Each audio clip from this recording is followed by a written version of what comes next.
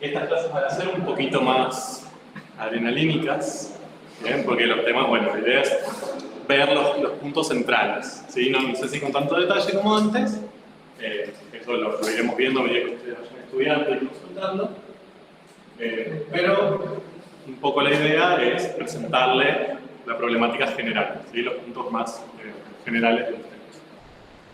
Entonces, ¿se acuerdan que lo que estuvimos viendo las últimas semanas, más que nada la semana pasada, fue que queríamos empezar a derivar, o sea, usar cálculos sobre campos escalares?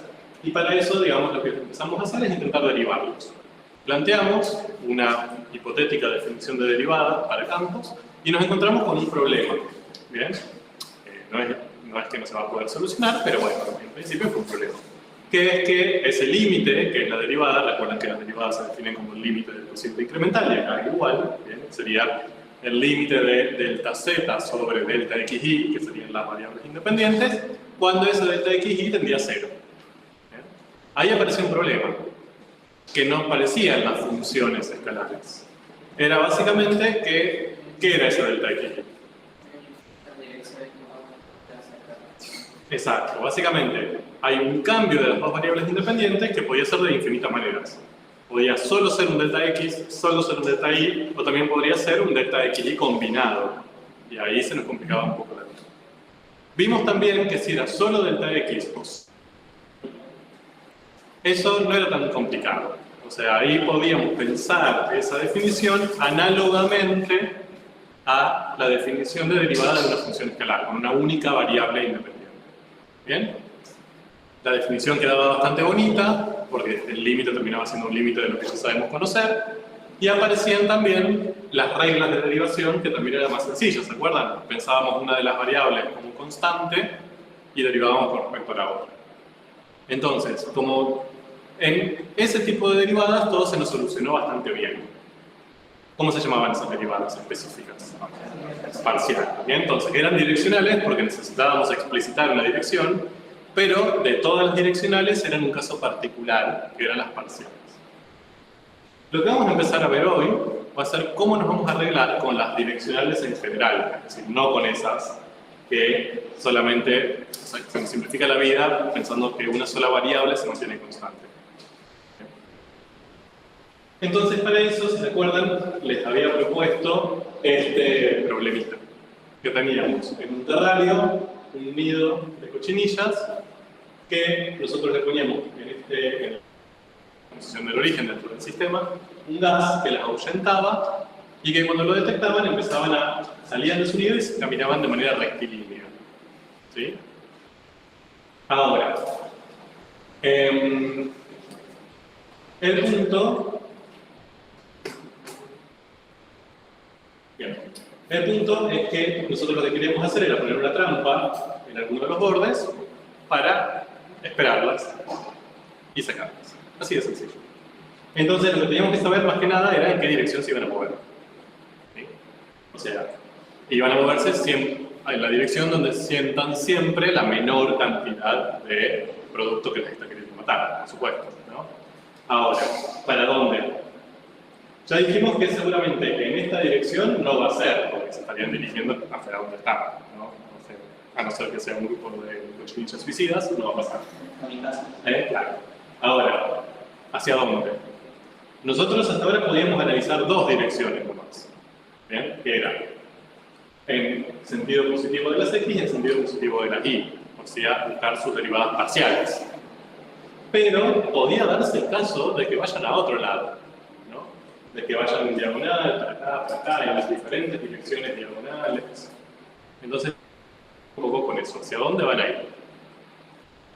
Bien, entonces, el máximo de la concentración, si nosotros acá teníamos un campo que lo que estaba modelizando era la concentración en diferentes puntos. Si buscamos diferentes valores en los diferentes puntos del dominio del campo, podíamos ver que el máximo se daba en el origen. Lógico, ¿no? Porque ahí teníamos el lugar donde estaba y vale 14 ppm.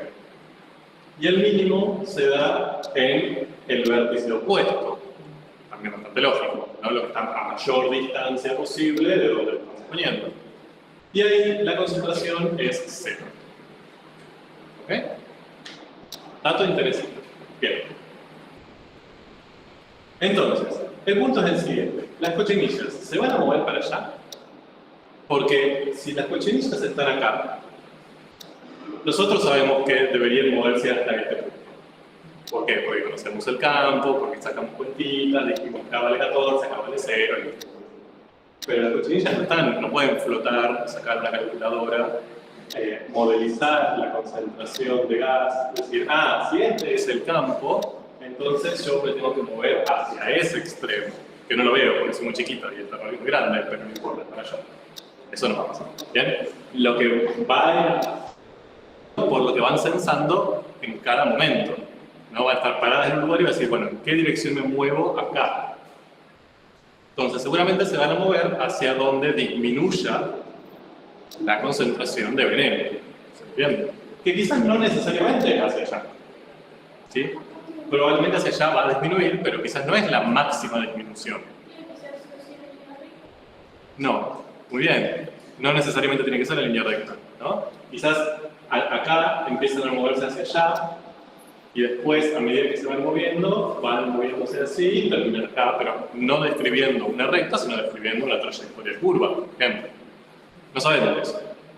Lo importante es que las chinchillas van a tomar decisiones en el lugar.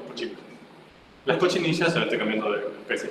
Las cochinillas, claro, de repente como se transforma de insecto roedor en insecto roedor. Van a tomar decisiones en cada punto. ¿Sí? O sea, viendo un comportamiento infinitesimalmente pequeño del veneno. ¿Sí? No un delta enorme. Como nosotros sí podemos hacer conociendo el veneno. Vamos a ver. Lo que tengo acá en esto, después de tarea para un sábado lluvioso, es el cálculo de las derivadas parciales, en este caso. Es decir, ¿qué pasa en esta dirección y en esta dirección y sentido? ¿No? Eso ya lo sabemos hacer. Entonces, si tenemos esta ley, queremos calcular la derivada parcial de g con respecto a x, es decir, manteniendo a y constante, lo que hacíamos era, esta ley, considerábamos que el término que tenía ahí era constante y derivábamos usando reglas habituales con respecto a ellos. Entonces, todos estos primeros dos términos se iban, la derivada es 0, y este término, la derivada es menos 2x sobre 6. Es lo que queda acá, ¿no? Para este punto, donde x vale 3, reemplazo y eso me da menos 1. ¿De acuerdo? O sea, simplemente hice lo mismo que hicimos la semana pasada. Nada.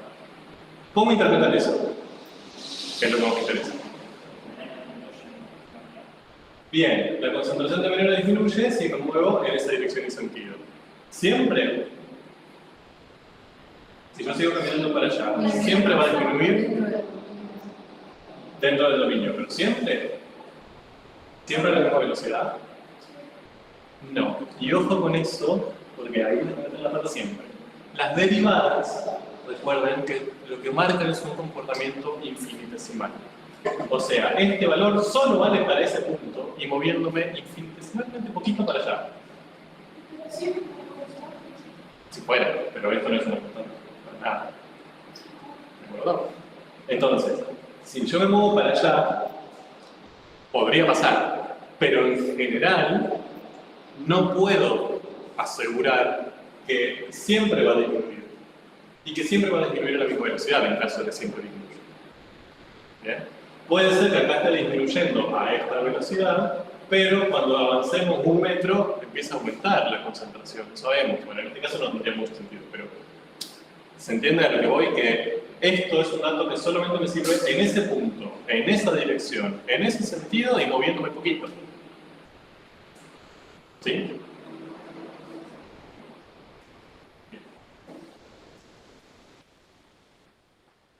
Vamos con la otra derivada. Me muevo en esta dirección y sentido. Considero la x constante, derivo, derivada de 14, 0, derivada de todo el término, 0, derivada de menos 2y con respecto a y, ahora es menos 2. En este punto va a ser menos 2. ¿Qué significa eso? Bien. Infinitesimal. Ahora, fíjate que acá pasó lo que vos dijiste. Fíjate que acá la derivada parcial para todos los puntos es menos 2. Ahí sí es constante. Ahí siempre va a disminuir a la misma velocidad. ¿Bien? Justo en este caso. Ahora, si yo fuera cochinilla, ¿para dónde le quería moverse? ¿Para allá o para allá? Arriba, ¿no? Ahí disminuye más rápido el veneno. Bien, ahora, el punto es, ¿alguna de estas posibilidades o de todas las otras consistentes direcciones puede ser incluso mejor? O sea, que disminuya incluso más rápidamente que menos 2 dpm por minuto. No, menos. Bien, esa sería la pregunta que queremos responder ahora. Entonces, ahí el problema que surge a partir de la matemática es que no tenemos un movimiento solo en X o solo en Y. Supónganse que tomamos uno de estos. Ahí nos estamos moviendo en X y también nos estamos moviendo en Y. ¿Qué hacemos? Ya no se nos simplifican las cosas como veníamos haciendo. No podemos considerar una constante para derivar. Bien, el límite que antes nos quedaba en función de una de las variables, ahora van a tener las dos. ¿Cómo resuelvo el límite con la variable? Bien, entonces vamos a la matemática. Lo que tenemos acá es... Me olvido del caso anterior, vuelvo a los genéricos. Tengo el gráfico, ¿sí? La superficie gráfica de un campo F, cualquiera. Yo quiero buscar una derivada en cualquier dirección ahora, y, o sea, no le voy a imponer que sea solo en X o solo en Y, moviéndose solo en X o solo en Y, en este punto, en el X sub 0 y sub 0. Acá, bien, y si calculo su imagen, me lo puedo graficar acá. ¿Ok? Entonces, yo ahora lo que voy a hacer es acercarme a ese punto donde yo quiero calcular la derivada, pero desde cualquier lado. ¿Bien? Yo acá dibujé este punto en esta posición, pero podría haberlo dibujado en cualquier otro lado, ¿no? Acá, en cualquier lado. Elegí esa porque sí. Ahora no me va a interesar eso. No lo voy a posicionar específicamente en un lugar que me convenga, como veníamos haciendo. Está ahí. Pero lo que sí me va a interesar es que me voy a acercar, tanto como yo quiera, al punto violeta, pero siempre siguiendo una trayectoria rectilínea. ¿Bien? Es decir, este punto se va a acercar tanto como yo quiera a este, pero en este segmentito. No es que va a hacer esto. No es que va a hacer una elipse alrededor y después se va a acercar. O sea, simplemente lo que le impongo como condición es que ese acercamiento sea rectilíneo. ¿De acuerdo? Entonces, si este punto del dominio se acerca tanto como yo quiero a este punto, es lo mismo si lo pienso en la gráfica. Lo que está pasando es que la imagen de este punto, que sería esta, se acerca tanto como yo quiero a la imagen del otro, ¿no? Es como si este punto escalase la superficie acercándose al otro tanto como yo quiero. ¿De acuerdo? Bueno, entonces, fíjense que ahí, para volver a hablar como veníamos hablando antes, ¿se acuerdan que aparecían deltas, ¿no? Delta Z, delta X, está ahí. Acá yo puedo fijar todos, puedo definir todos esos. Voy a tener un delta X, que va a ser la diferencia en X entre el punto que se mueve y el punto fijo. ¿Bien? Fíjense. Sería como la diferencia que tienen sus valores en la variable X. También voy a poder fijar un delta Y. Ahora, este es mi problema, que ninguno de los dos se hace cero. Antes tenía la genial, la maravilla, de que uno de los dos se me anulaba, solamente variaba uno y el otro no. Ahora no los puedo pensar así, voy a pensar que los dos son no nulos en principio. Y después lo que tengo es el delta Z, es decir, el cambio en la imagen.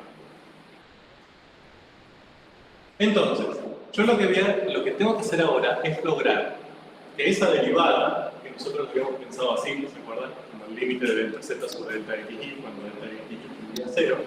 Mi problema es que este delta XY, yo no lo puedo pensar con dos variables. No puede haber un X y un Y ahí, porque no sé resolver esos límites. Ese es mi problema. O sea, no es una cuestión de que no lo puedo definir así. Es que no lo puedo resolver. ¿Ok? No puedo llegar a su resultado. Entonces, esto lo voy a tener que transformar a un límite parecido a este, pero donde hay una sola variable. No va a haber dos, no va a estar x e y.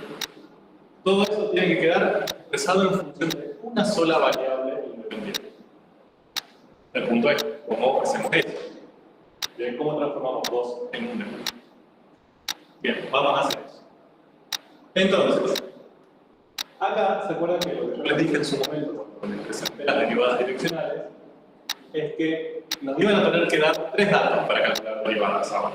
¿Cuáles eran? Sí o sí. Antes nos daban, cuando teníamos tres funciones, nos daban la ley de la función y el punto. Nos decían calcular la derivada de x al cubo en x igual a 5. Y podíamos hacer. Ahora con los campos, si queremos calcular una derivada, necesitábamos tres datos. Uno era la ley del campo, o sea, cuál era el campo, básicamente. El punto en el que estoy queriendo calcular la derivada. Y sí, que tenía que estar en el dominio. Y, bien, la dirección de acercamiento, ¿no? O sea, en ese punto, pero ¿desde dónde me estoy acercando para calcular esta derivada? Entonces, fíjense que ahora, ya tengo la información del campo, tengo la información del punto, me falta la información de la dirección. Nosotros, ¿qué elementos matemáticos ustedes ya saben, conocen, llaman, tienen dirección? Los vectores. Aparecen los vectores y la matemática se mezcla toda. Buenísimo. Entonces acá va a aparecer un vector, fíjense, que básicamente lo pueden pensar de un lado para otro, no importa. Lo que está haciendo es unir el punto que se está moviendo y que se está acercando con el punto donde yo quiero calcular, ¿no? A ese vector le voy a llamar genéricamente. ¿Por qué me sirve el vector? Porque me da la dirección del acercamiento. Ese vector es el que me está diciendo, bueno, vos no te puedes acercar de cualquier manera. Te tenés que acercar siguiendo mi dirección. Si yo estoy acá, acercarte así.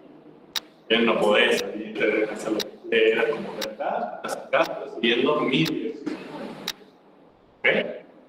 Por eso, este vector U, que aparece acá, es importante. Y es un dato que nos van a tener que dar. ¿Sí? Es que nos va a indicar la dirección de acercamiento.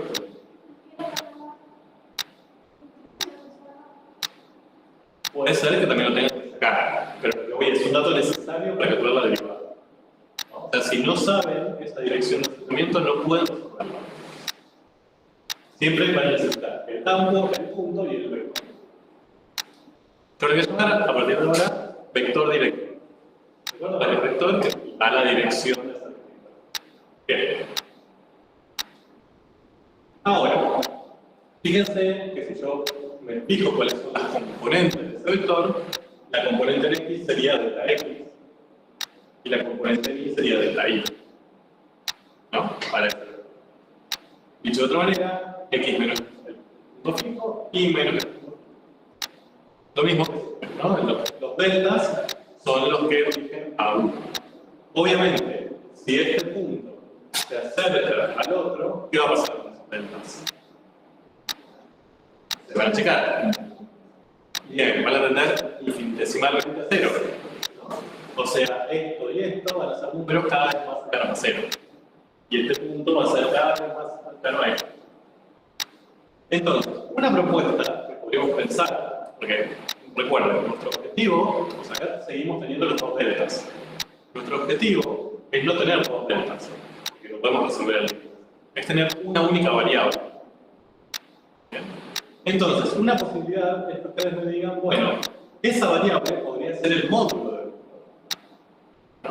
¿Por qué? Porque si el módulo del vector tiende a 0, y esto es una sola variable, que es la variable módulo, el punto se estaría... Si el módulo de ese U que yo propongo tiende a 0, entonces este punto, básicamente lo que significaría, como este está fijo, significa que se está acercando a él. ¿De acuerdo? Pero ahí tenemos un problema para usar el módulo. No podemos usar el módulo. ¿Por qué? Porque el módulo, que es un número real, no tiene información de dirección. ¿De acuerdo? Entonces, yo transformé a un vector y lo pasé a un número real. Perdí la información de dirección. ¿Bien? ¿Vean? O sea, si yo les digo, bueno, el módulo era 5, ahora es 3, ahora es 2, ahora es 1, ahora es 0,5, ahora es 0,2. Nos estamos acercando, pero no sabemos cómo nos estamos acercando. ¿Bien? O sea, si este es el punto fijo y el módulo era 5, 3, 2, 1, 0,1, esto podría pasar de esta dirección o de esta. Y no lo sé, ¿se ve? Bueno, yo sé que se está acercando, pero perdí la información de cómo se está acercando. Así que esta sería una excelente propuesta, pero no nos sirve. ¿Cómo? Perdón, no escuché. Sí. ¿Y? Ambas. Sí, sí. Yo lo que necesito es eso. Solamente que ahí tengo dos movimientos. Tengo dos cambios. Tengo el de X y el de Y. Eso tengo que empezar con una única variable. Bien, porque si no, no puedo resolver el límite. Ese es mi problema. ¿Cómo lo vamos a hacer? Bien, no basta de eso. Primero voy a necesitar a un sub 0. ¿Bien? ¿Quién es un sub 0? Ya no va a ser el vector director. Ahora va a ser su versor asociado. ¿Qué significa versor asociado? Sí, el módulo 1, perfecto, y su dirección de sentido eran iguales. Bien, eso no cambiaba. Entonces, fíjense que a mí lo que me interesa que es que la dirección esté fija, acá no lo estoy perdiendo. Bien, estoy así en modo de pierdo la dirección, pierdo la dirección. Entonces, con el versor asociado, que sería un vector paralelo a este, quiere decir que tenga la misma dirección que este, pero ahora lo que voy a imponerle es que tenga módulo 1. ¿De acuerdo? Y lo que voy a pensar entonces es que mi vector U, mi vector director, un número puede ser versor director. ¿De acuerdo? ¿Qué significa esto? Bueno, yo estoy acá. Mi versor director apunta para allá. Tiene módulo 1. ¿Bien? Ahora, U, ese U que está dibujado ahí, no el U sub 0, sino U, es en definitiva este mismo versor director multiplicado por números reales. Si por ejemplo U tiene módulo 4,2, yo puedo pensarlo como U sub 0 por 4,2. Va a mantener la dirección, va a mantener el sentido, pero su módulo va a crecer a 4,2. ¿Bien? Ahora, ¿qué va a pasar cuando el punto fijo, el punto móvil tienda al punto fijo? ¿Quién va a cambiar ahí? Lambda. ¿Bien? Ese lambda, ¿qué le va a pasar? Va a tender a 0. ¿De acuerdo? Cuando ese lambda tiende a 0, yo voy a, ese U va a ser, va a seguir cumpliendo esto. Entonces va a seguir siendo paralelo al versor vector. Solamente que ahora su módulo va a ser cada vez más chiquito, más chiquito, más chiquito, más chiquito. ¿Bien? Fíjense que si yo en vez de expresarlo como el módulo lo expreso así, estoy diciendo lo mismo, que el punto fijo se acerca, perdón, que el punto móvil se acerca al punto fijo, pero como sí tengo ahí el vector U sub 0, no pierdo información de dirección. ¿De acuerdo? Ese U sub 0 me está diciendo, ok, te estás acercando, pero te estás acercando siguiéndome a mí. Soy yo el que te estoy controlando la dirección, solamente que vos estás disminuyendo tu módulo. ¿Ves? Para que vean la diferencia entre esta propuesta y esta. Bien, y esa es la que vamos a usar. Ahora, fíjense que para decir que yo me estoy acercando de acá a acá, ¿cuántas variables tengo que cambiar ahora? Haciendo esto. Solo lambda. ¿De acuerdo? Porque esto es un valor fijo, no es variable. El versor director es uno solo, es el que está para acá. Pero el que va a cambiar va a ser lambda. Lambda va a ser la que va a tender a 0 y va a indicar que este es un segmento. Interesante. Bien. Entonces, ahora lo que puedo pensar es que este delta xy que tengo acá abajo, bien, que me estaba indicando el acercamiento al punto donde quiero calcular la derivada, lo voy a poder pensar como ese lado. Estamos hasta acá. Esto es lo que más me interesa de esta parte teórica. Que entiendan cómo nos vamos a arreglar para juntar los dos deltas en un solo número, en una sola variable. Matemática un poco más dura, pero si entienden eso, yo soy feliz. Esta es la base. Lo que sí. Bien. Entonces, nosotros habíamos dicho que U es no U sub 0, ¿no? El vector director. Sus componentes eran los deltas. ¿Verdad? Entonces, yo tengo que U lo puedo pensar como delta X, delta Y. Lambda es lambda. Y en un subserito, sus componentes, les voy a llamar valores fijos. ¿Bien? ¿Estamos de acuerdo que el U sub 0 no cambia nunca? Es el versor que está en esta posición y que me indica la dirección. Ese U sub 0, sus componentes le voy a poner un cierto nombre. U sub X y U sub Y. Lo que me interesa es que se acuerden es que estos valores son constantes. Yo cuando digo me estoy acercando por esta dirección, busco el versor asociado en esa dirección, calculo sus componentes, que son únicas, y lo posiciono ahí.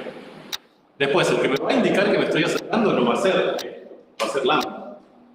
¿De pero estos dos numeritos son números constantes. ¿Ya? El módulo más del cual. O sea, este al cuadrado más este al cuadrado te tiene que dar uno. Pero no son uno. Puede ser que, por ejemplo, uno valga 1 y el otro valga 0, viceversa, o que valgan cosas raras, siempre y cuando, si lo que le pasa al cuadrado lo sumas, ¿verdad? Bueno, entonces, si esto es así, si esto se cumple, o sea, si esto se cumple, por lo tanto, puedo trabajar por componentes.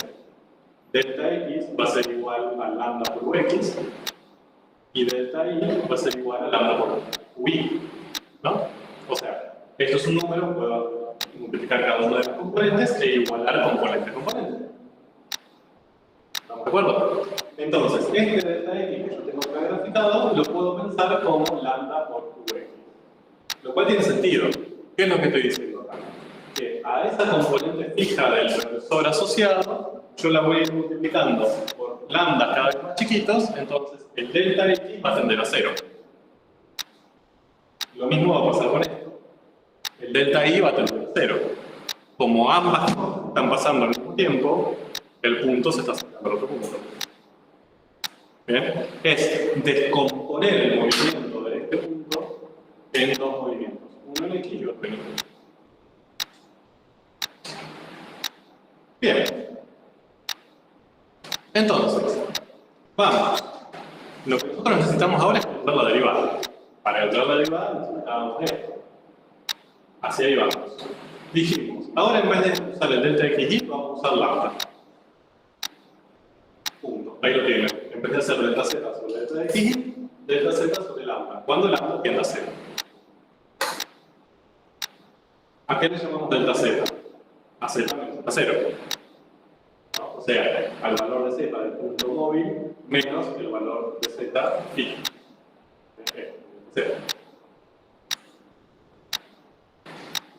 ¿Quién es z? La imagen del punto móvil, o sea, f aplicado en el xy. ¿Quién es z0? La imagen del punto fijo, f aplicado en x0 y 0. ¿De acuerdo? No.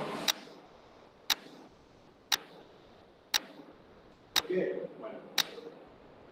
Acá, ahora, x, acá hacemos solamente esto. X, lo voy a pensar como, o sea, x, que está acá, que es x variable, que se está acercando al otro, lo voy a pensar 0 más delta x. Y a y lo voy a pensar como y0 más delta y. Bien, que es lo que pasa acá. En vez de poner x puse eso, en vez de poner y puse eso. Acá falta menos. Y habíamos dicho antes, cuando trabajamos componente a componente, que yo en vez de escribir delta x, podría poner lambda por ux, donde ux era la componente fija del versor. Y lo mismo acá. Entonces, acá no se ve, pero queda una estructura considerablemente grande. No.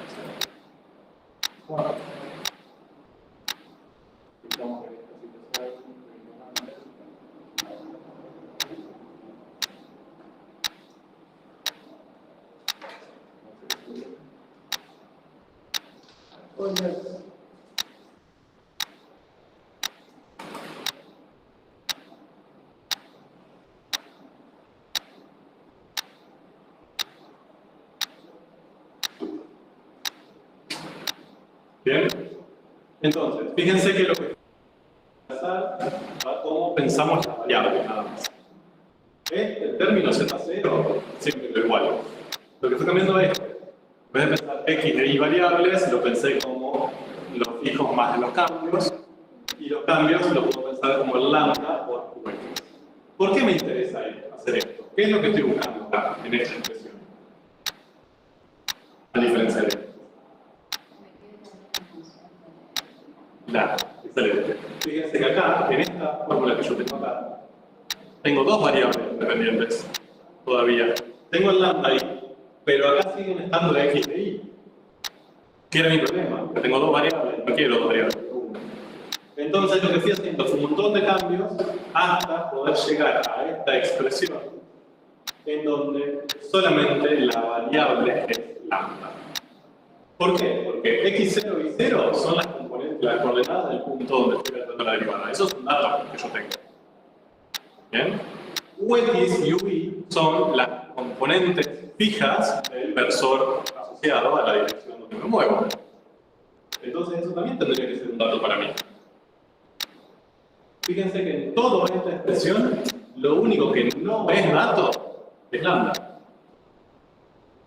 ¿Bien? Si yo les digo, calculen la derivada direccional del campo x cuadrado más y cuadrado menos 3 en el punto 2, 7, yendo por la dirección del versor, no sé, 1, 0, les di f, les di la ley del campo, les di el 2, 7, que son las coordenadas del punto fijo, y les di 1, 0, que son las componentes del versor que estoy moviendo. Todo eso se lo pide dato. ¿De acuerdo? O sea, básicamente toda esta expresión podrían reemplazarla toda y lo único que les quedaría ahí flotando sin reemplazarse sería lambda. ¿De acuerdo? Después tendría que ver qué pasa cuando su lambda tiende a 0. Ahí hay que resolver el límite. Pero es un límite con una única variable, que es lo que estamos buscando. Entonces hay que resolver ese límite y ver qué pasa. Obviamente le va a dar una determinación 0 sobre 0 porque es una derivada y tendrán que arreglarse. Bien. Entonces, ¿estamos ahí? Entonces, lo que acabamos de deducir es la definición de derivada direccional. Así de violenta como la verdad.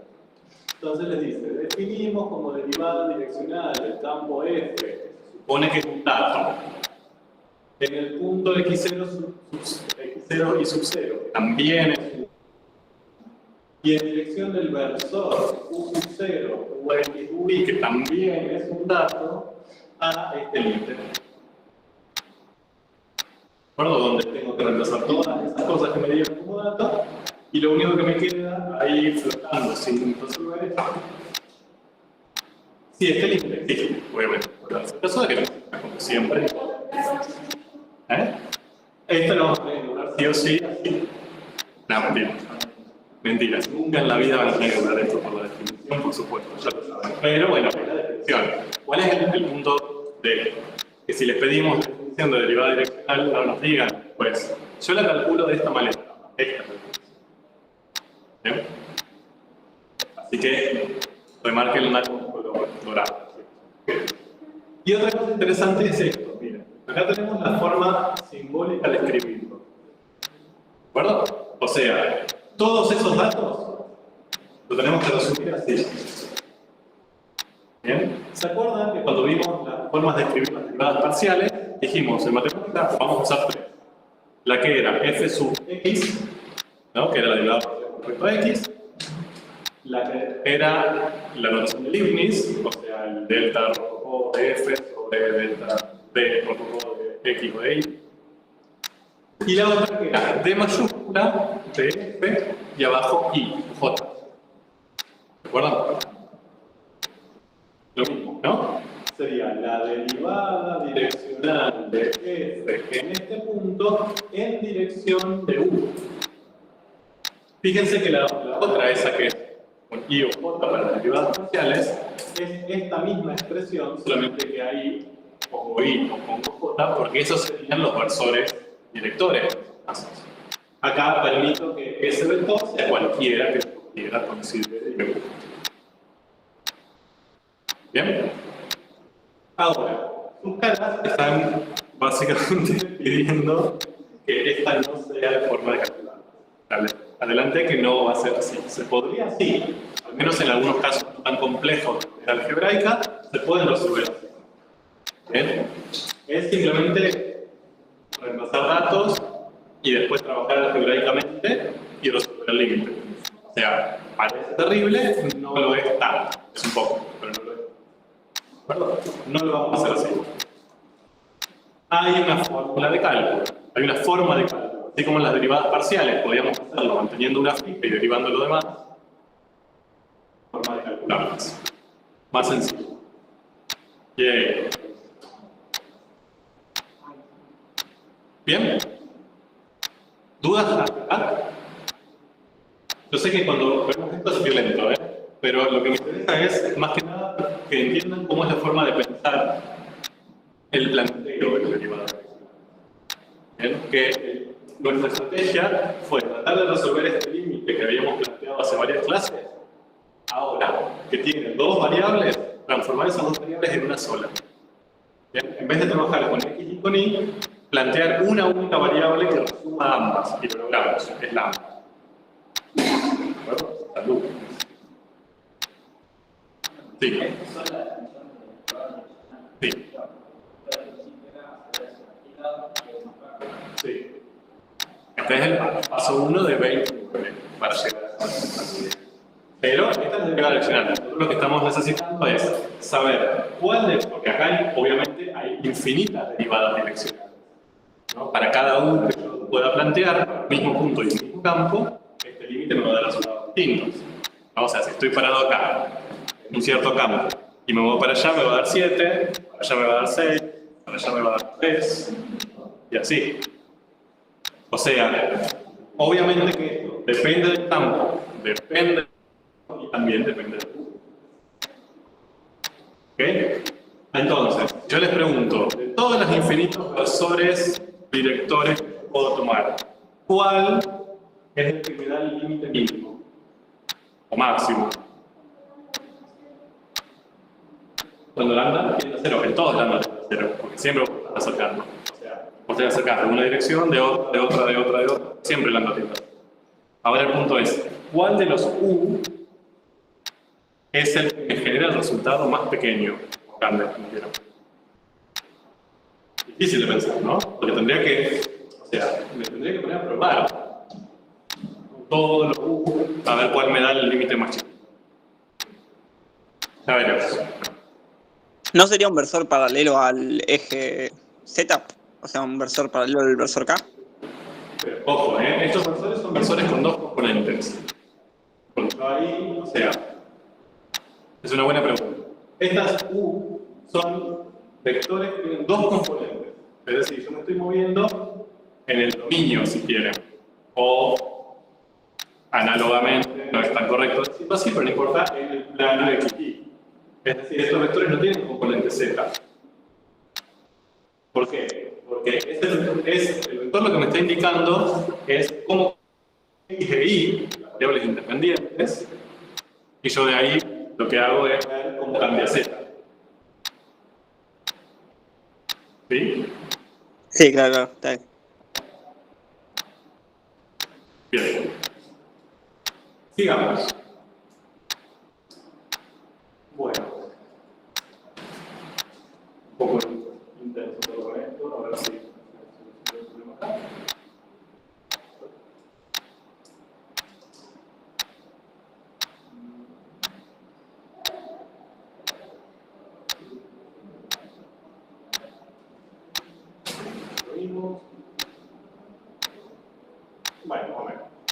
Entonces, obviamente que las interpretaciones que nosotros vimos para las derivadas parciales son idénticas acá. Bien, no tendrían por qué cambiar. Miren, acá tienen un ejemplo. La ley de este campo rosita es esta. Paraboloide, circular, con máximo. Nada nuevo para nosotros. El punto en el que estamos trabajando es el 1, 2.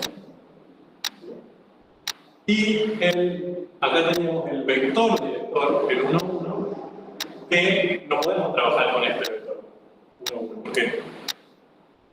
¿Por qué no podríamos usar a ese? Bien, porque no tiene módulo 1. ¿De acuerdo? Si calculan el módulo de este vector, les da raíz de 2, que es 1,41.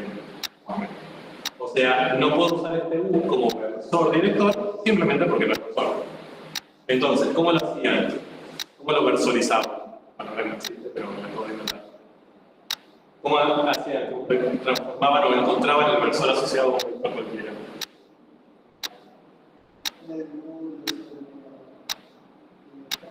No. Básicamente, lo dividían, lo multiplicaban por un número que sea 1 sobre el módulo. ¿De acuerdo? ¿Para qué? Simplemente para el módulo cualquiera que me da ese vector, después dividirlo por el módulo y eso va a dar 1. Es bastante simple la estrategia. Entonces, fíjense que a este 1 lo divido por raíz de 2 integral. Este sería su versor asociado. Raíz de 2 sobre 2, raíz de 2 sobre 2. Esto es aproximadamente 0,707, 0,707. Calculan por Pitágoras, de dar módulo.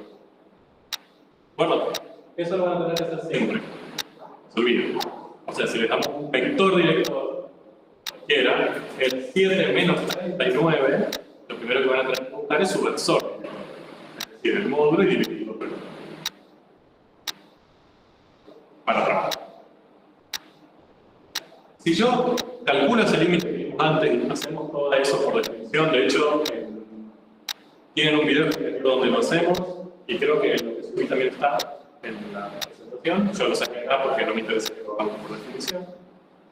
Llegan al resultado de menos 3 raíz de 2. O sea, cuando calculan ese límite que llegan a la derivada direccional, hacen todos los pasos algebraicos molestos, llegan hasta este resultado, menos 3 raíz de 2. ¿Cómo interpretan eso? ¿Qué significa? ¿O cómo puedo leer ese resultado?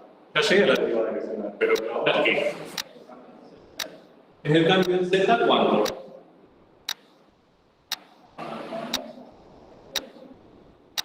Y a ese punto, más o menos. Bien. O sea, yo para interpretar esto me tengo que posicionar en el punto 2. O sea, yo estoy acá. ¿No? O sea, en este punto del dominio o en este punto de la gráfica, como lo estamos pensando.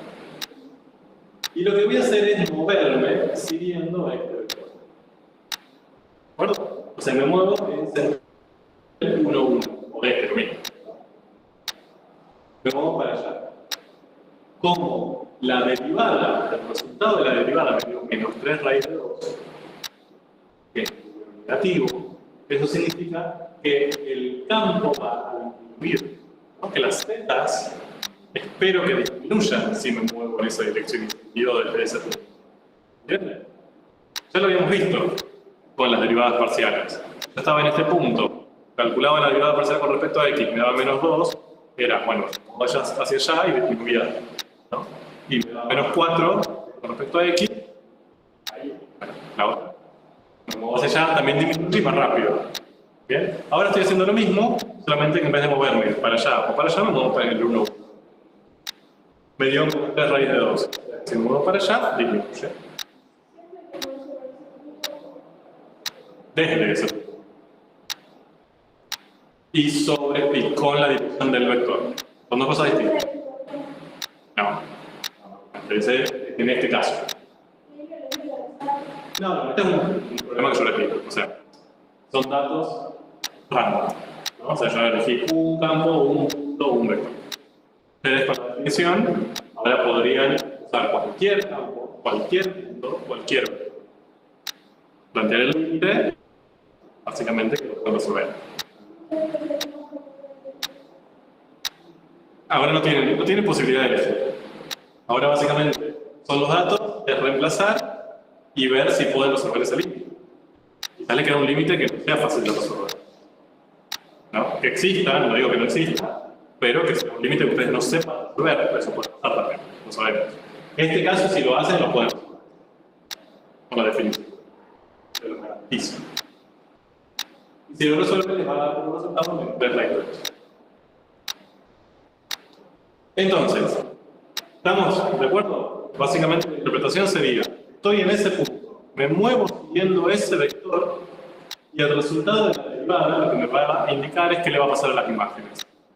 Si van a subir, si van a bajar, si van a mantenerse constantes, infinitesimalmente, un poquito. ¿No? Lo mismo que pasaba con las derivadas parciales. Gráficamente, ¿cómo lo podemos ver? ¿Se acuerdan que lo que hacíamos con las derivadas parciales era usar un plano que intersecaba? Por ejemplo, si yo me movía para allá, usaba este plano que cortaba así, eso me daba una traza, y le buscaba la recta tangente a la traza. Y lo hicimos para un lado y lo hicimos para otro.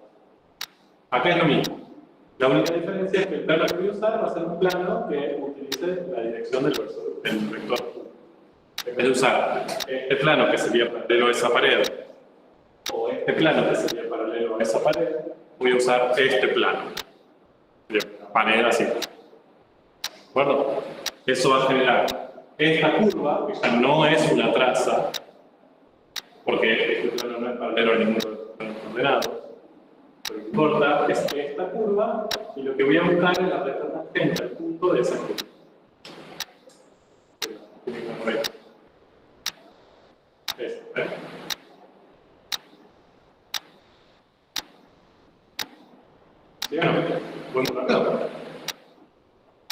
Entonces, como en este punto, cuando yo me muevo 1 bajo, o sea, fíjense, lambda 1 sería me muevo en el sentido de u una unidad bajo menos 3 raíz de 2 unidades en Z. Sí. Ahí se pone un poco más difícil porque es la pendiente de la recta tangente, de la curva que sostiene, de intersecar la gráfica del plano que sea paralelo al U que estoy usando. Me lleva media hora escribirlo. Ahora, de esto no me interesa tanto cómo lo escriban y todo. Me interesa a priori que lo visualicen. Que cuando ustedes partan de una actividad que tengan estos 3 datos, sepan qué están buscando o cómo pueden interpretar lo que están buscando. Que digan, bueno, entonces, me imagino la gráfica de ese campo, el punto donde estoy, el vector en el que me está dando, entonces yo me posiciono en el punto, miro hacia donde dice el vector y me muevo.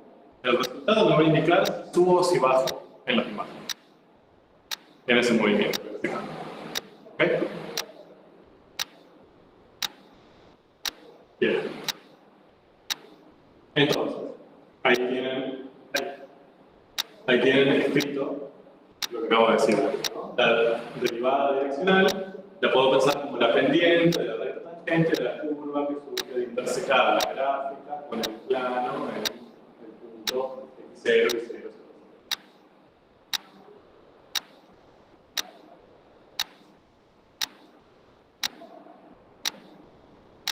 Y también podemos hacer la interpretación ya no geométrica, sino como una razón de cambio. La derivada de como la razón de cambio de las imágenes cuando me muevo, desplazo una unidad en dirección y sentido de U a partir del punto P.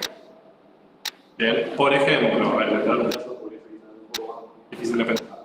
Yo estoy en este punto, me puedo mover para cualquier lado, lo mismo que estuvimos haciendo recién. El campo representa temperatura. De lo que sea, ¿no? Temperatura del piso. Entonces, si yo me elijo mover en esta dirección y sentido y me da como resultado menos 3 raíz de 2, ¿qué digo?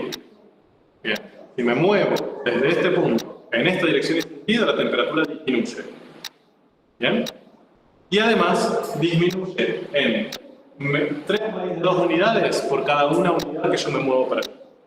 Si la unidad son 2 metros, por ejemplo, un metro que me muevo, la temperatura va a disminuir aproximadamente 3 raíz de 2 grados. ¿Ok? Es como cómo cambian las imágenes por cada cambio unitario de mi posición en esa dirección y sentido. ¿Bien?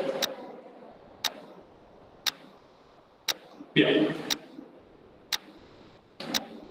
Entonces, definimos derivada direccional.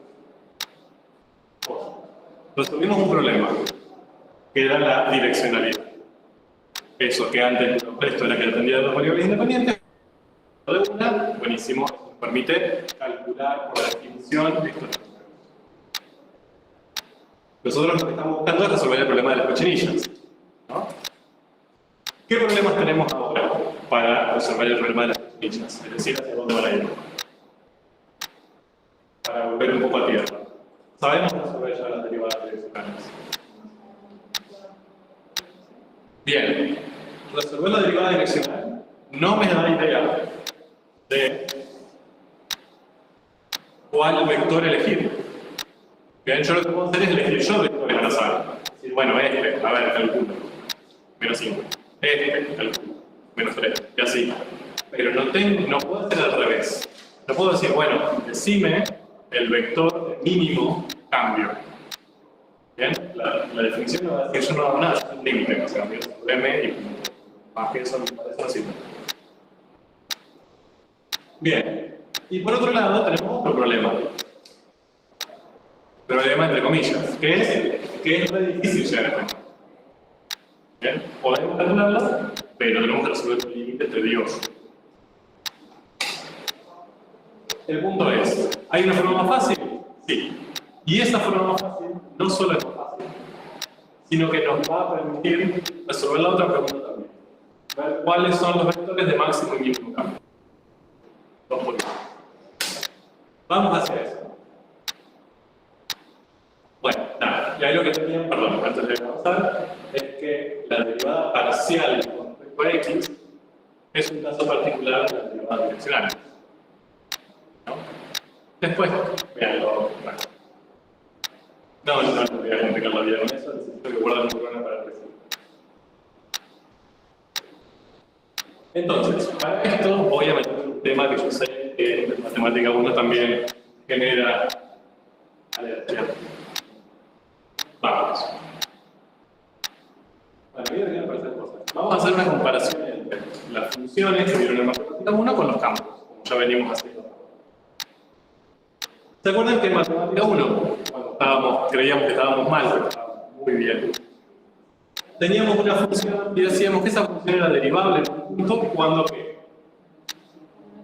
Cuando existía la derivada, sí, pero más allá de cómo nos dábamos cuenta, la definición de derivabilidad era una función es derivable en un punto si existe la derivada en ese punto. Así es. ¿Bien? Y también aparecía otra definición que seguramente no quiero subestimar, pero quizás la saltearon un poco cuando estudiaron, digan ustedes, que es la definición de diferenciabilidad. Veo caras de que ni siquiera la leyeron. Bueno, ok. Las funciones también podemos decir si son diferenciables, que suena parecido a derivable, pero no es necesariamente lo mismo. ¿Qué significa que una función sea diferenciable en un punto? Voy a... Esto sí se acuerda, el diferencial. Lo voy a diferenciar, ¿qué terrible? Bueno, lo voy a hacer de manera muy superficial para lo que necesito. Tengo un cierto punto que sería el x0 y 0 es este que está aquí. ¿De acuerdo?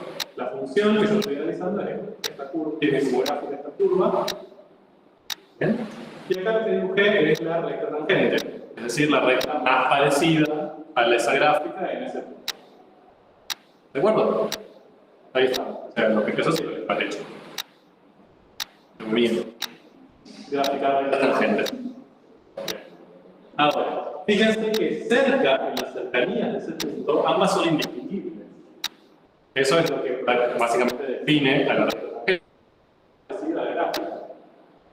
yo hago zoom en ese punto, me va a costar diferenciarlas. O sea, va a llegar a un punto que van a ser prácticamente superpuestas. Obviamente que si me alejo, sí se separan. Pero cerquita no. ¿Bien? Entonces, básicamente, yo puedo usar la recta tangente para aproximar la gráfica. ¿Bien? Si yo quiero, en vez de usar la función f, que quizás no me gusta, por algún motivo, digo, bueno, busco su recta tangente y uso la recta tangente. En el punto que me interesa son iguales. Pero si yo me alejo un poquito de ese punto, ya no son.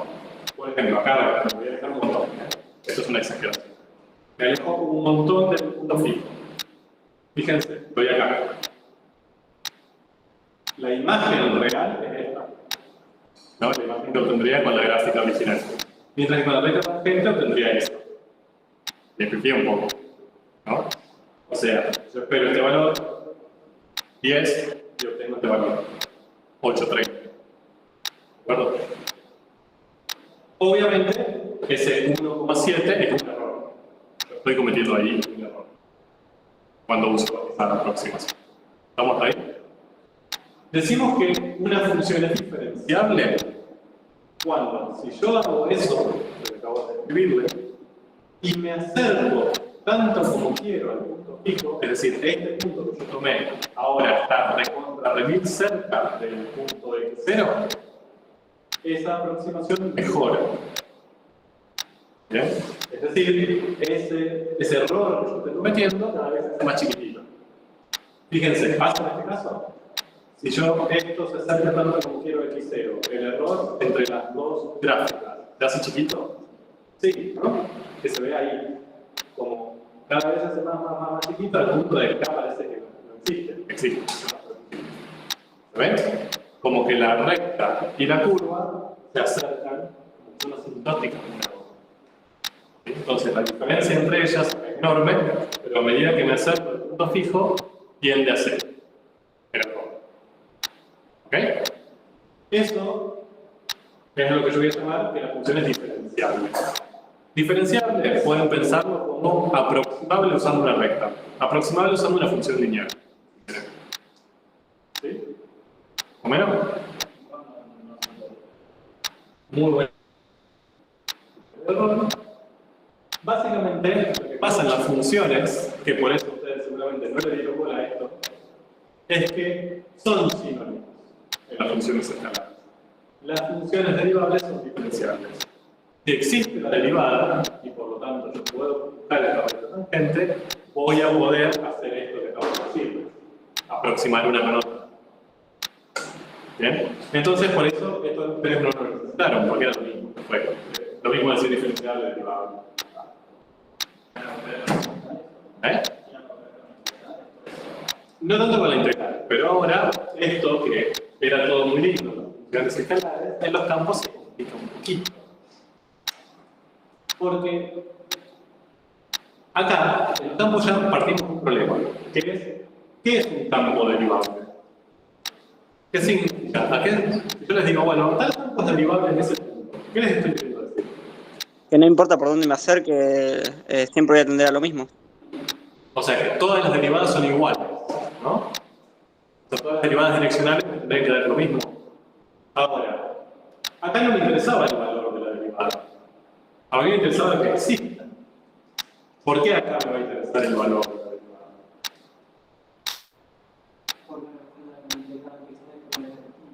Sí. Ahora, yo podría decir que la derivabilidad es que existan todas las derivadas direccionales. O sea, que no haya ninguna dirección en donde ese límite no existe. ¿Entiendes? El límite que planteamos antes puede llegar a no existir para algún vector. Para el otro sí y para ese no, por ejemplo, podría pasar. Entonces, una posibilidad para esta definición es que todas las derivadas existan y sean iguales, que se van a proponer una posibilidad. Otra es que todas existan, aunque sean distintas. Otra posibilidad es que al menos una exista.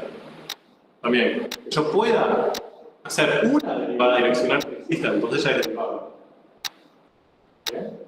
Entonces, ¿con cuál de esas me quedo? Con ninguna.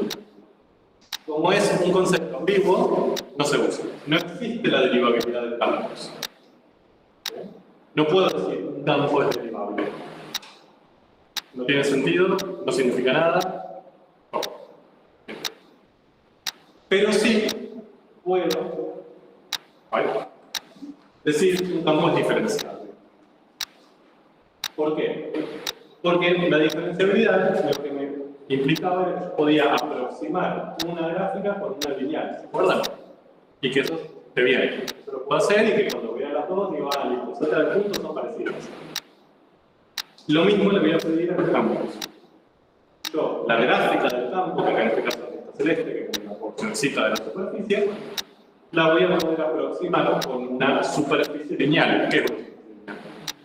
Plana. ¿De acuerdo? Entonces, cuando yo a una superficie en un cierto punto lo puedo aproximar bien con un plano, fíjense que ahí cerca del punto son muy parecidos.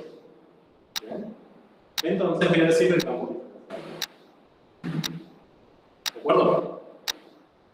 Entonces es hasta más fácil todavía que la derivabilidad. Porque la derivabilidad me implicaría saber todas las derivadas direccionales, bastante molesto. Pero si yo veo la gráfica, veo un punto y digo, ¿puede haber un plano? Yo lo pongo ahí, sea una buena aproximación de esta zona. Y la respuesta es sí, es diferente. ¿Bien? Por ejemplo, vuelvo para atrás, perdón. Después vuelvo. Esta superficie en este punto, para ustedes, es diferenciable. ¿Se imaginan un planito ahí que se lo ubica, que pase por ese puntito azul, sea muy parecido cerca, ¿no? A la gráfica celeste? Sí.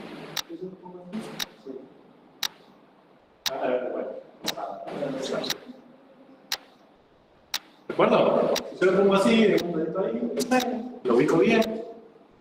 Entonces podría ser. Ahora, ¿se acuerdan la gráfica de ese campo que vimos cuando tuvimos límite? Una cosa súper extraña, que de un lado daba 1, del otro lado daba -1, del otro lado daba 0. En ese punto, en el 0, 0, ¿se imaginan un buen plano que aproxime a esa gráfica? O sea, de arriba podría ser así, de abajo sería así, pero del costado sería así, ¿no? Eso es un claro ejemplo de un campo no diferenciable. O sea, ahí no lo puedo aproximar tan fácil con un plano. Pero estos que son así suavecitos, sí. ¿Alguien me dice algo?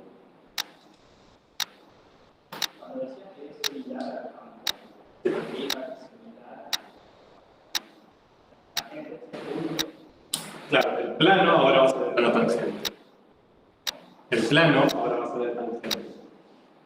¿Ok? Fíjate, acá la recta era la tangente, que aproximaba a la gráfica.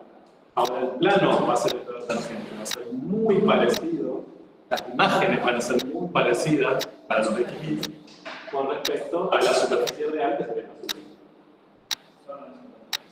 Bueno, en la cercanía son parecidos. Si yo me alejo, rompe la mano. ¿Bien? Pero en las cercanías es una muy buena aproximación, de hecho es la mejor aproximación. ¿De acuerdo? Bien. Entonces, fíjense que aparece la idea de diferenciabilidad de manera muy parecida a lo que aparecía en las funciones escalares. En las funciones escalares nosotros decíamos, yo puedo aproximar el cambio real de I con este, que se llama diferencial, centro, lo vieron, se llama, que sería como la aproximación que yo hago, cometiendo un error. ¿Bien? Mientras más me acerco al punto real, ese error tiende a cero. ¿Bien? Acá lo mismo. El delta z, voy a avanzar ahí. El delta z, supóngase que este es el punto fijo. O sea, este punto de acá sería este de acá. El punto donde se cruzan. ¿No? El punto móvil sería este. Ahí yo estoy calculando un delta i, que sería todo de esta altura. Fíjense que yo ese delta i lo puedo aproximar usando el plano. En vez de obtener este número, que sería 10, obtengo esto, que sería 5. Me estoy metiendo un modo. Bueno, si yo uso el plano para aproximar esta imagen en este punto, en vez de obtener 10, que sería lo que espero, obtendría menos. ¿Lo ven? Bien. Eso que está marcado en azul es el error. ¿Bien? Fíjense que ese error, si este punto se acerca tanto como yo quiero al punto fijo, ese error, la diferencia entre la superficie y el plano, se hace cada vez más chiquitita. Pasa lo mismo que pasa acá. ¿Se ve? Dicho de otra manera, a medida que el punto se acerca al otro punto, sin importar de dónde se acerque, la diferencia entre la superficie azul y el plano que yo estoy usando para aproximar se hace cada vez más chica, más chica, más chica, más chica, más chiquitita. Lo mismo que estamos haciendo. Entonces, sí, plano tercero. En algún momento de esta materia lo veíamos, calculaban la ecuación del plano tangente y dijimos.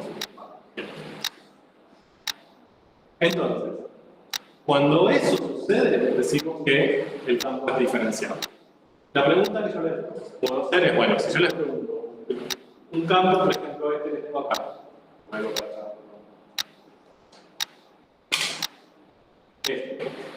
¿es diferenciable en este punto? ¿Cómo me responden eso?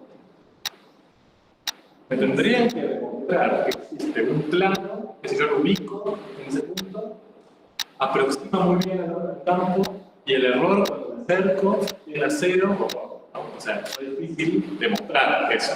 Me pueden decir, sí, más o menos, si yo pongo el planito ahí, está todo bien, pero bueno, no es una cosa que digamos. Entonces, para saber si algo es diferencial o no, es decir, si eso se cumple, tenemos un bellísimo teorema. Y miren que bueno, está realmente bonito. Yo sé que odio los teoremas, pero está bien.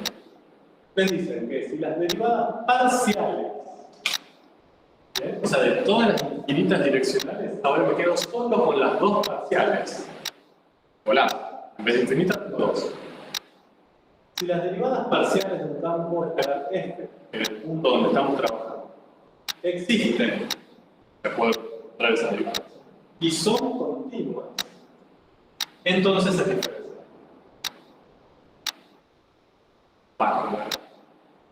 ¿Por qué? Porque si a mí me dan la ley,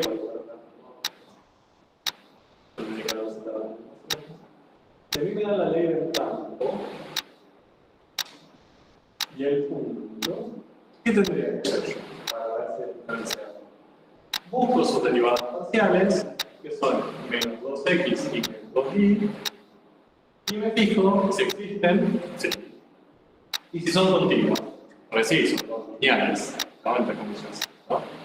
Son polinomios, recontra continuos. Listo, es diferencial. Hermoso.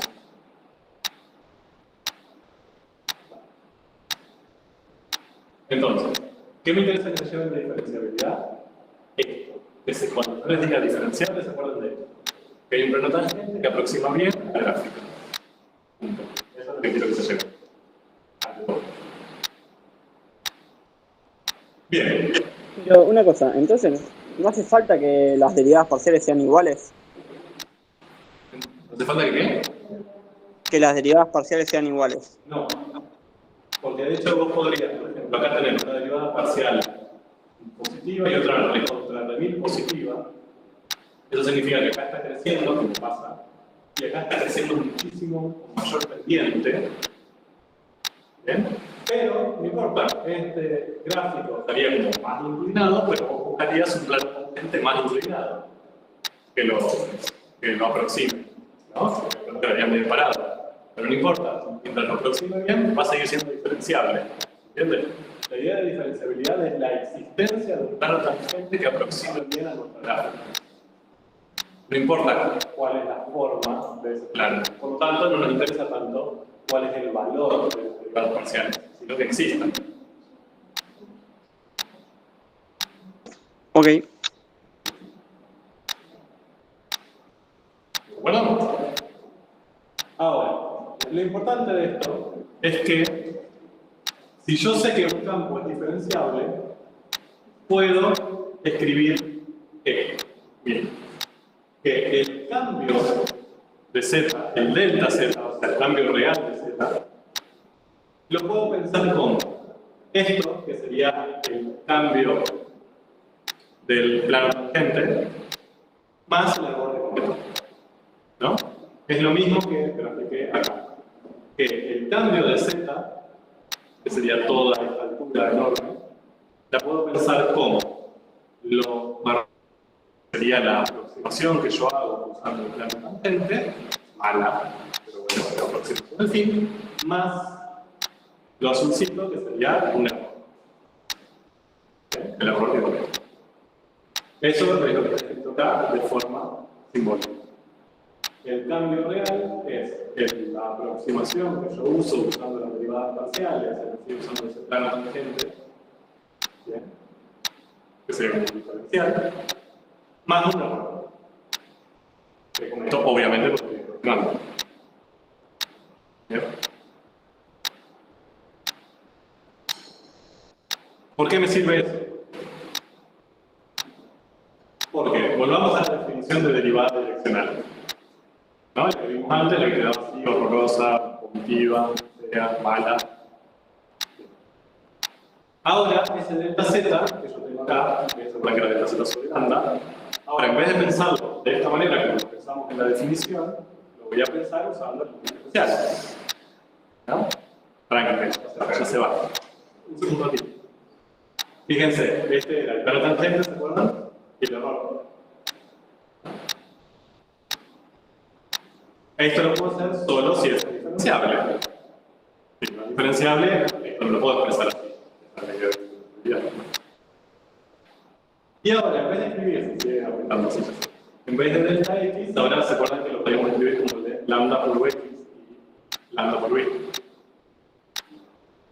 Entonces, toda esta cosa horrible que tienen ahí, ¿sí? Larguísima, ¿cuántas variables y cuántas constantes tiene?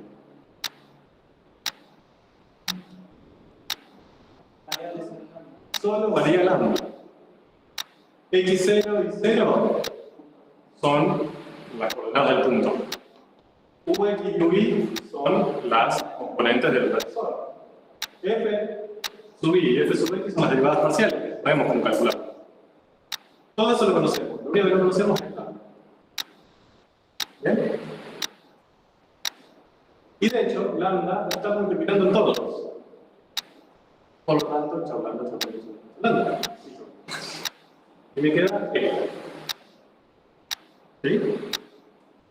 Fíjense. Cuando lambda tiende a 0, y no se ve nada, cuando lambda tiende a 0, los errores también tienden a 0. Esta es la diferenciabilidad. Cuando yo me estoy acercando al punto, los errores que estoy cometiendo al aproximar desaparecen. ¿No? Entonces, esto son los errores. ¿Se ve?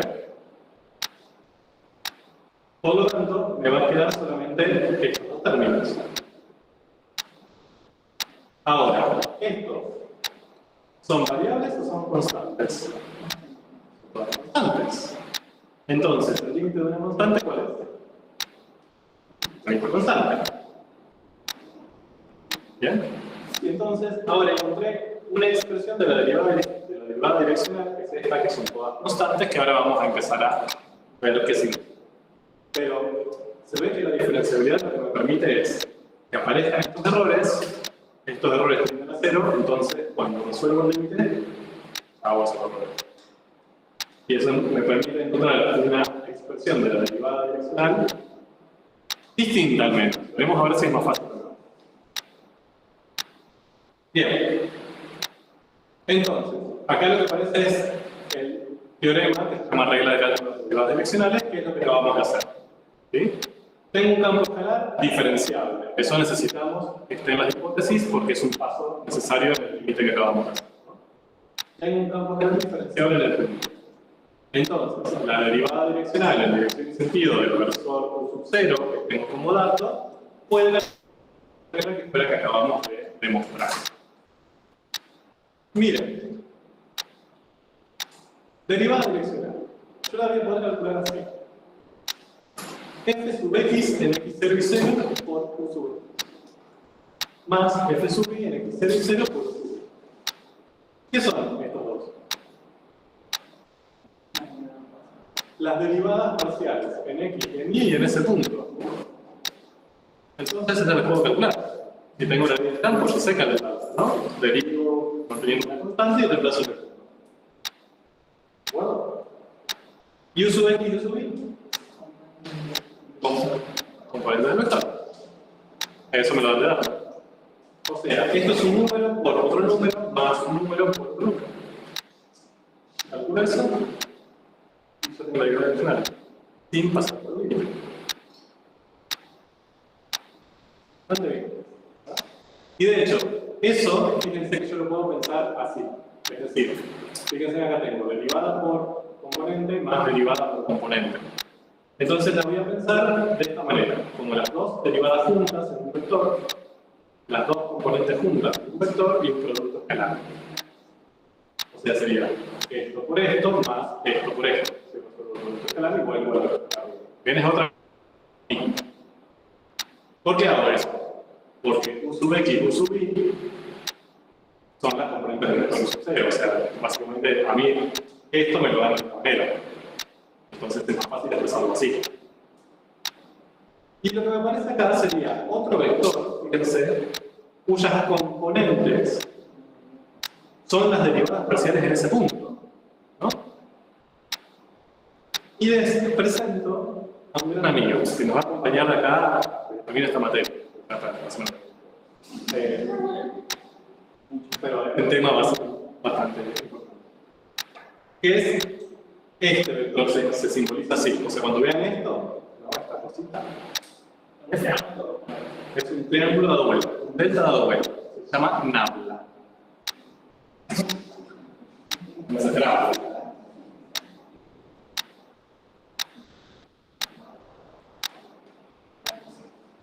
Se llama nabla. ¿Bien?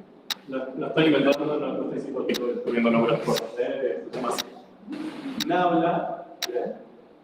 De f es definitiva, básicamente lo que me está queriendo decir cuando yo vea nada es encontrar las derivadas parciales y ubicarlas en un vector.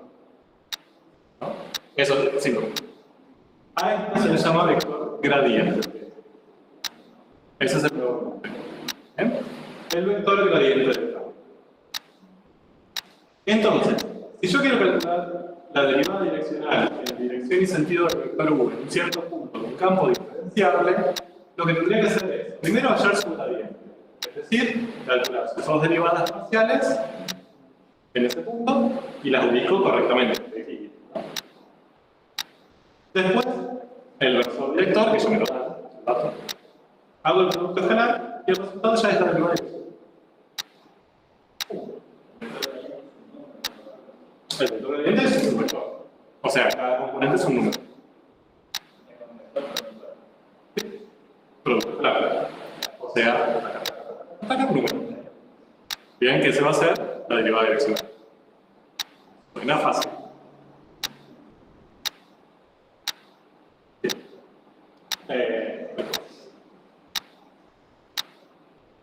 Bueno, vamos.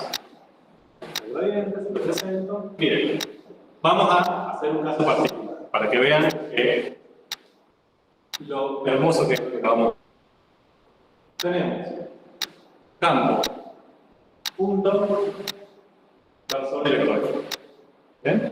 Ya sabemos que esa derivada direccional nos tiene que dar con 3 raíz de 2. Y eso lo hallamos resolviendo el límite de la definición de derivada. Nos llevó entre 4 días y 1 mes, dependiendo su velocidad de ataque. Vamos a usar esto. ¿Qué tenemos que buscar? Para encontrar esta derivada direccional usando esta regla de cálculo.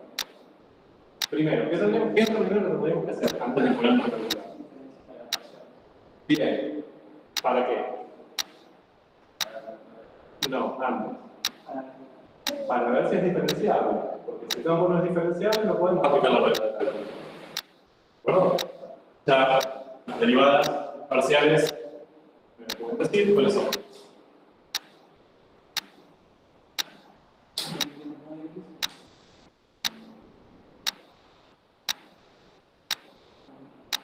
Menos 2 existe en ambas son continuas, es diferenciable. Bien, ahora sí, ¿qué hago primero? Bien, mi objetivo es buscar el gradiente de f en el punto, ¿no? O sea, el gradiente de f en el punto. Entonces, ¿qué tendría que hacer? Bien, calculo esto, pero ahora en el punto, ¿no? El 1, 2. Me queda menos 2. Menos 2 por 1. Y calculo la derivada parcial de y en ese mismo punto. Me queda 4. Por lo tanto, el gradiente es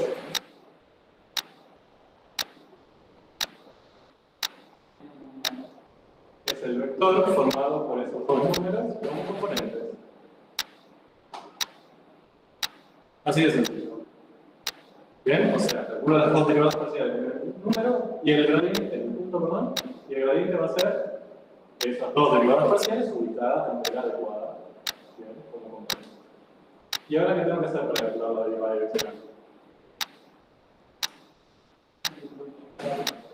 Es S gradiente escalar el versor, ¿no? ¿Cuál versor? Es raíz de 2 sobre 2, raíz de 2 sobre 2, ¿de acuerdo?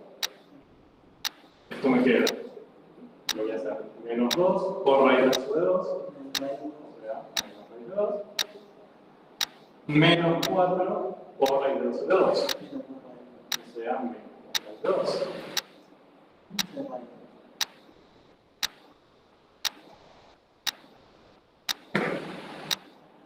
Un segundo.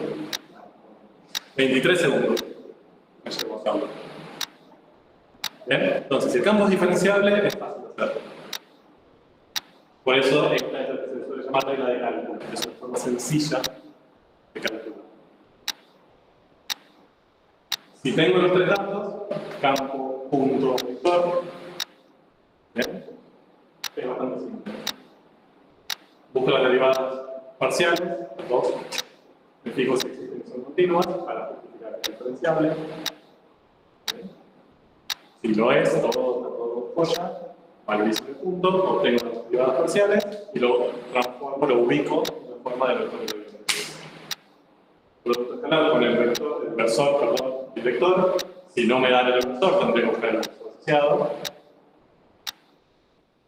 Producto escalar. ¿Bien? ¿Y cómo se demuestra que las derivadas parciales son continuas? Son campos, entonces se acuerdan que vimos la continuidad de campos. Que tendríamos que. Ah, sí, la ley era. Sí, a ver, igual no le vamos a pedir eso, ¿eh? O sea, con que intuitivamente ustedes vean que son continuas, le vamos a pedir que estén ahí diciendo, ah, es continuo, pues es cociente de uno continuo sobre otro, pero entonces esta cara es cero, entonces es continuo. Claro, más si la persona es gente de X, la Y, la Y. Bien. Ahí abajo, ejemplo de lo que voy a hacer de manera muy prolija, pero lo importante es que llegue al resultado casi voy a pensarlo. Bien. Después lo vemos. Lo tienen. Entonces, resolvimos un problema, que es encontrar esas derivadas direccionales fácil. No todavía el maldito problema de saber cuál es la dirección donde más o menos velocidad de crecimiento, o sea, terrible. Pero lo que acabamos de encontrar, esto, nos puede dar una pista. Miren. Bueno, primero, ¿hasta acá cómo vamos? Yo sé que es mucha información, ¿eh? No sé. Pero también hay poco tiempo. Por lo tanto, la velocidad de la información va a ser alta. De la información sobre el tiempo, tienen de más. Prometo que es todo el tiempo del mundo. Entonces, hasta acá llegamos así, ¿no? Derivada direccional, regla de cálculo. para calcular la derivada direccional, que se define como un límite, pero en los límites tenemos lo rodeamos, entonces encontramos esta fórmula de cálculo. ¿La puedo usar siempre? No, solo cuando f es diferencial. Ahora, esto es un producto escalar. ¿Cómo se definen los productos escalares? Yo tengo un vector A escalar, un vector B. ¿Cómo definí ese producto escalar? Bien, excelente. Si lo teníamos como componentes, hicimos lo que hicimos recién, ¿no? La primera, la segunda. Pero la definición era otra. Era módulo del primero, módulo del segundo, que eran los números positivos. Vamos a suponer que acá. Módulo del primero, módulo del segundo, por el coseno del ángulo que formamos. ¿De acuerdo? Eso es lo que está escribiendo. Módulo del gradiente por módulo de este por el coseno del ángulo. Hay algo que puedo simplificar fácilmente. ¿Cuánto vale esto? 1, porque es un versor.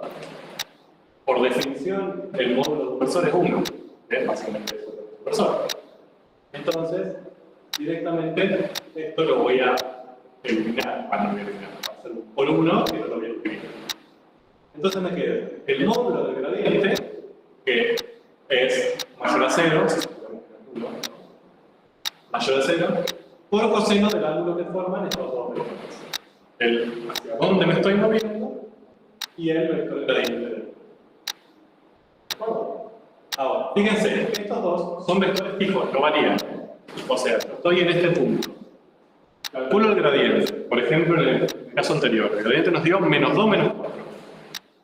¿No? O sea, en este punto el gradiente está allá, punto. No es que varía el gradiente para diferentes lugares, está allá. Y después lo que tengo es el 0, que es hacia dónde me estoy moviendo. Eso tampoco varía. Te estás moviendo hacia allá. ¿De acuerdo? Entonces, ¿quién es Z ahí? Este. ¿No? El ángulo de la diferencia entre hacia donde apunta el gradiente y hacia donde yo me estoy moviendo. Que obviamente, ¿en qué valores, qué rango de ángulos va a estar? Grados. ¿Cuál es el ángulo más chiquito que puede tomar θ? 0. Cuando me estoy moviendo hacia donde va el gradiente. ¿Y el más grande? 180, no 360. ¿Por qué? Porque si yo tengo 181, bien, debería usar 179 para el otro lado. El 70 sería exactamente opuesto al. ¿De acuerdo? A ver, lo que voy es, este ángulo es un ángulo fijo. No varía. Bien. Entonces, hasta acá estamos todo bien. Ahora, fíjense lo siguiente. Acá apareció un coseno. Otra cosa que odiamos. No, además de los límites, también tenemos las funciones trigonométricas usualmente. Pero son muy útiles, aunque no lo crean. ¿Qué características tenían las funciones trigonométricas que no tenían otras? Bien, que eran periódicas, perfecto. Eso, que eran acotadas. Tenían un máximo y tenían un mínimo. Repetían. Pero el máximo era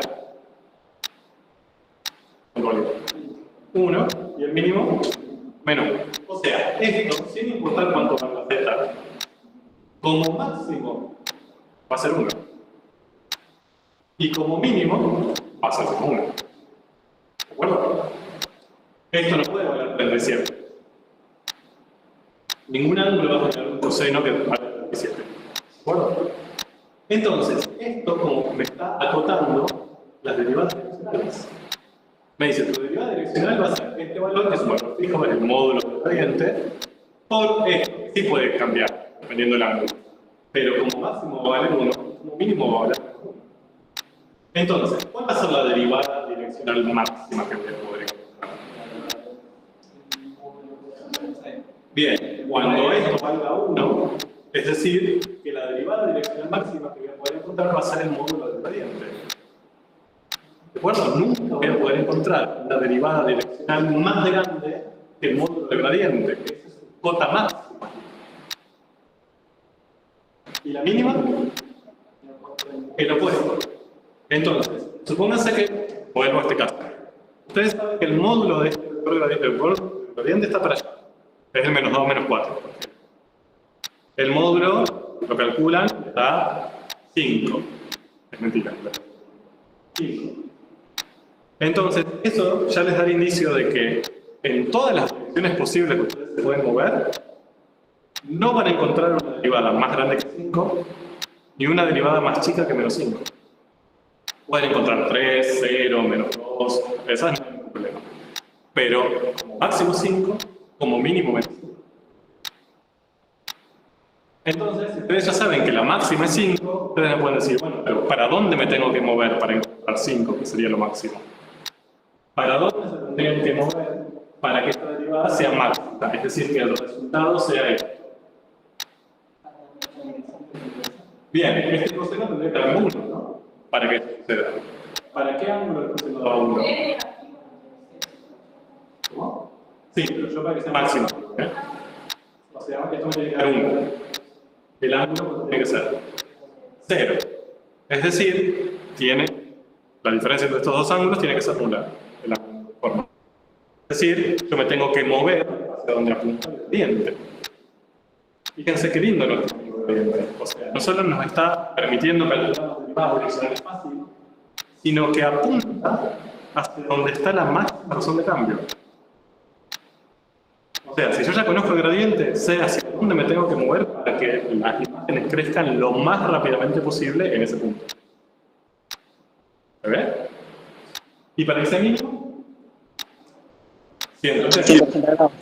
Bien, o sea, me tendría que mover exactamente opuesto al gradiente.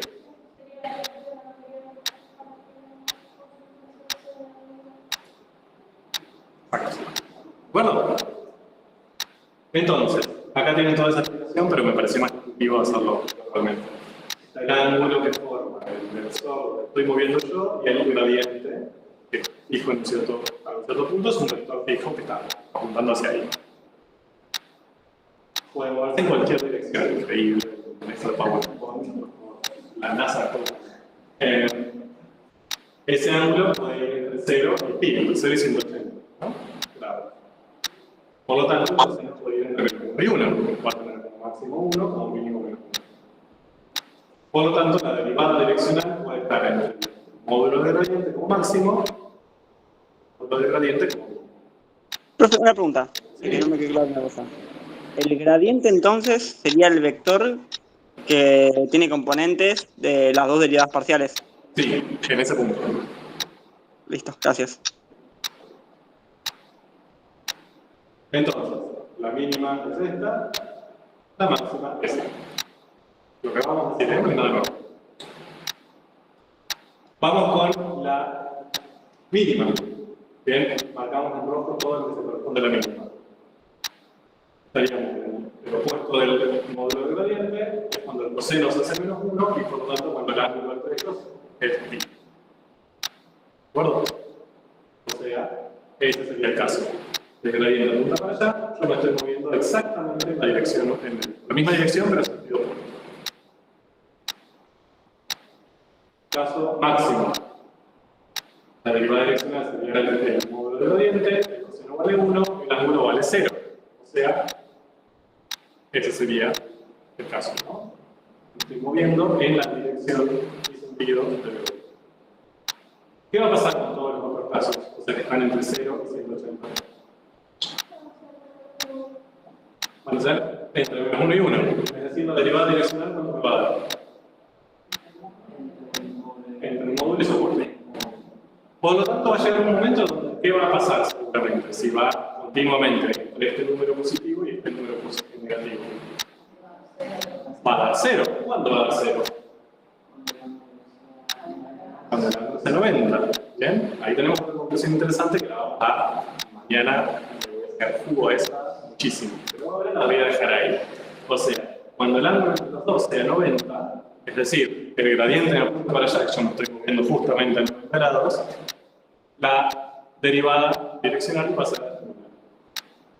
¿Sí? eso mañana.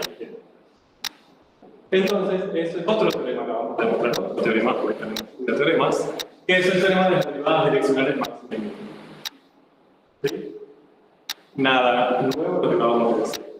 Dado que cada vez de diferencial en un punto, la máxima vale el módulo del gradiente, y para encontrarla tengo que ir en dirección y sentido del gradiente.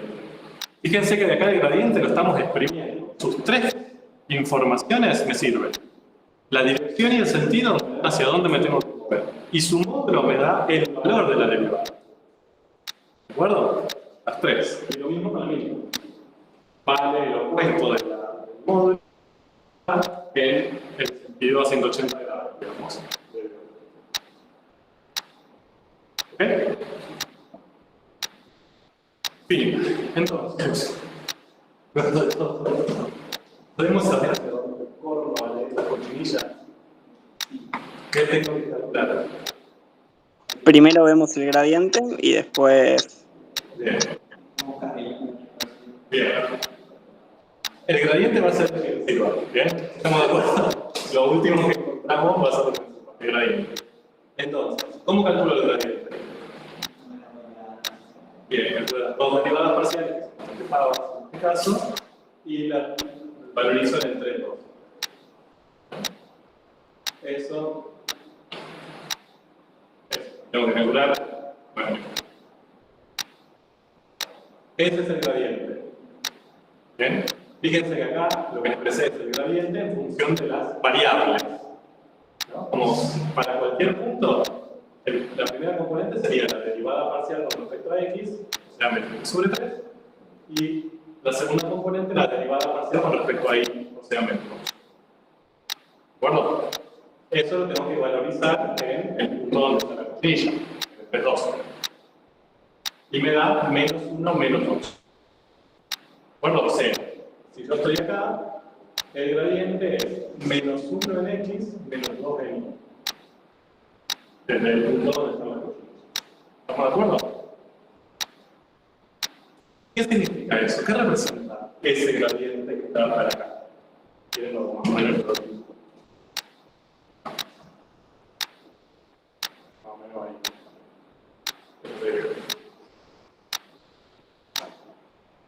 ¿Qué me está mostrando ese gradiente?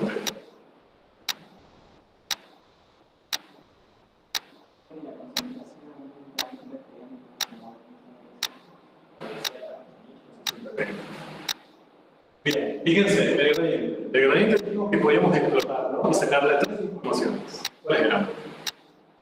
De su dirección y sentido, ¿qué podíamos obtener? Es decir, de esta recta que incluye el vector y este sentido. Información. Bien, ¿para dónde se tiene que ir? Sí que. ¿Qué pasaba en esa dirección y sentido? Bien, cambiaba lo más rápidamente posible las imágenes. ¿De acuerdo? O sea, la concentración cambiaba lo más rápidamente posible. O sea, aumentaba lo más rápidamente posible. Ojo con eso. ¿Sí? O sea, cambiar posible significa, es sinónimo a que las zetas aumentan lo más rápido posible. O sea, en este contexto significaría que la concentración del gas estaría cada vez más grande y aumentando a la mayor velocidad que yo pueda encontrar si me muevo para allá. ¿De acuerdo? Y si calculo su módulo, el módulo es raíz de 5. De hecho, a ver si quieren. Pero es la raíz de 5. ¿Qué significa esa raíz de 5? Bien, aumenta. Y esa raíz de 5 además nos dice la velocidad. Si yo me muevo una unidad para allá, la concentración aumenta a raíz de 5 veces. ¿De acuerdo? Entonces, sentido y dirección es hacia dónde me tengo que mover para que aumente lo más rápidamente posible. Y el módulo es qué tan rápidamente aumenta. Raíz de 5 unidades de z, en este caso ppm, por cada una unidad de x. ¿De acuerdo? Ahora, ¿para dónde se van a mover las cosas? Bien, no se van a mover para allá, a no ser que sea acá en mi casa.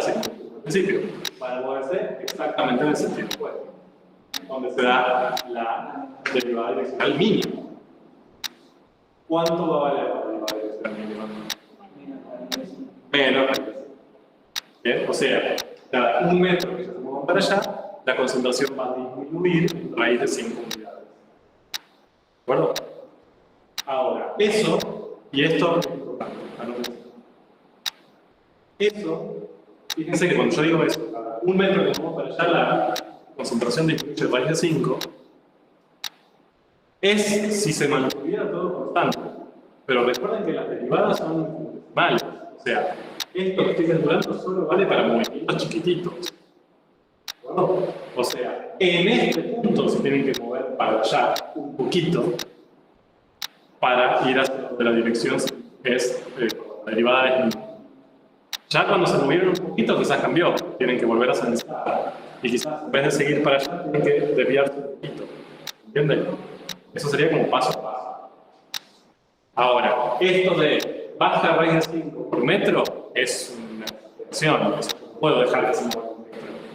Porque ahí perdí la idea de derivada. La idea de derivada no es un delta sobre delta, es un límite. O sea, es algo que lo aplico en deltas pequeños. Pero nos da el indicio de hacia dónde va a empezar. Suponiendo que se van a mover siempre hacia el mismo lado, sí, digo, bueno, listo. 1, 2, y pongo acá la rampita. ¿De acuerdo? Pero sabiendo con las precauciones del caso. Entonces, ahí el U que van a usar es el 1, 2. Ponemos allá. Y podría poner la trampita. ¿De acuerdo? Obviamente, repito, quizás en este punto se empiezan a chanflear. El movimiento puede pasar, ¿no?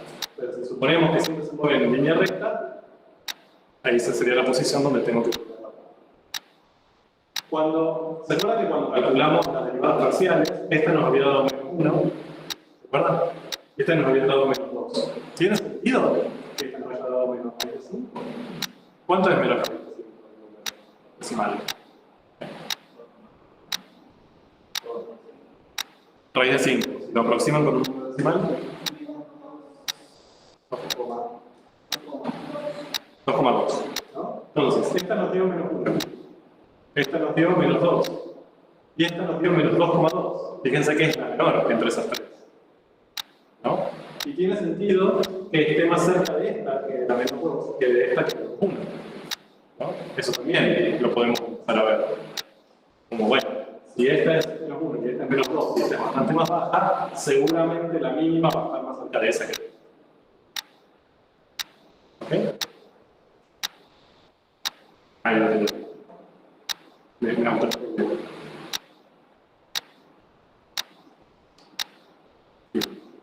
Si su cerebro no está explotado en este momento, los felicito. Ok. Va, preguntas. Yo sé que es un montón, lo tienen que repasar, lo tienen que ver cuando lo estudien, tienen que volver a ver el video. En las tareas de aula del fin de esta semana seguramente van a practicar esto. Ahí lo van a rever. Pero lo que me interesa de esto es que se tengan los conceptos claros. ¿De acuerdo? Que la derivada direccional, para calcularla, pasamos de 2 variables a 1. Eso era lo que queríamos hacer, lo hicimos. Lambda. ¿Bien? Nos dio algo, U bajo. Nos permitía calcular la derivada direccional, pero difícilmente. Apareció la diferenciabilidad. Si el campo es diferenciable, es más fácil. ¿Por qué? Porque aparece una regla de cálculo donde solamente tenemos que calcular el gradiente, el versor director y ya está. Aparece esa regla de cálculo. ¿Me ayuda? Sí, porque no solo me permite calcular derivadas direccionales, sino poder decidir hacia dónde me tengo que mover para que sea máxima, hacia dónde me tengo que mover para que sea mínima, que ahí es el gradiente el que rige, y además cuál es el valor máximo y cuál es el valor mínimo, el módulo o el otro. ¿De acuerdo? Todo lo que vimos hoy resumido en 20. Hasta mañana. Refresquen el cerebro. Mañana veremos.